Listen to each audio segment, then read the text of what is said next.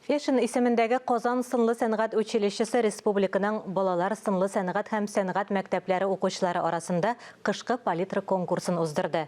Яшь рәссамнарның күркәм эшләрен хәбәрчеләребез дә күреп кайтты.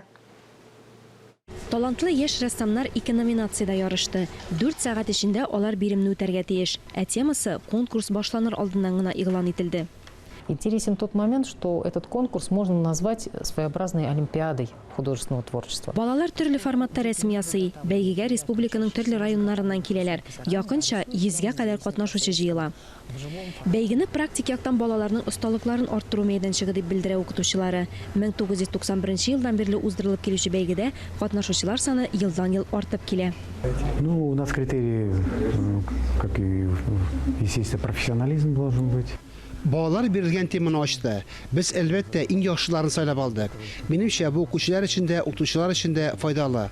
Катнашучылар бу ярышта үз осталыкларын күрсәтте. Конкурсны гамәлгә куючы Татарстан Республикасы Мәдәният министрлыгы, бәйгене оештыручы Николай Фешин исемендәге Казан сәнгать училищесы, Дәүләт автоном һөнәри белем бирү учреждениесе. Рәсем иҗат итүче яшь рәссам белеменә таянып, үз идеясын тормышка ашыра дип белдерә оештыручылар. Композиция минемчә инде катлауларның катлаулысы дип уйлыйм. Композиция чөнки үз эшенә рәсем ясау һәм төс белү сәләтен генә түгел, композиция законнарын белергә тиеш. Баланың күзаллауларын киңәйтә, иҗади яктан байыта. Монда җиңү мөһим түгел, балалар монда катнашып үзенең сәләтләрен күрсәтәләр. Бәйгедә сынлы сәнгать һәм сәнгать мәктәпләренең 4-нче һәм 5-нче сыйныф укучылары көч сынаша. Каждый год в подобных конкурсах участвую, и вот первый раз прошла. Вот, очень рада. Кышкы палитра конкурсында катнаштым. Ул конкурс миңа бик тә ошады.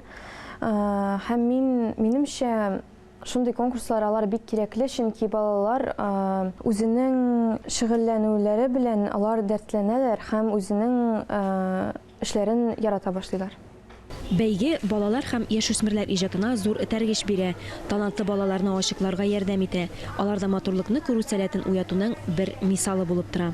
Алия Галиуллина, Тахир Хасанов, Татарстан яңалыклары.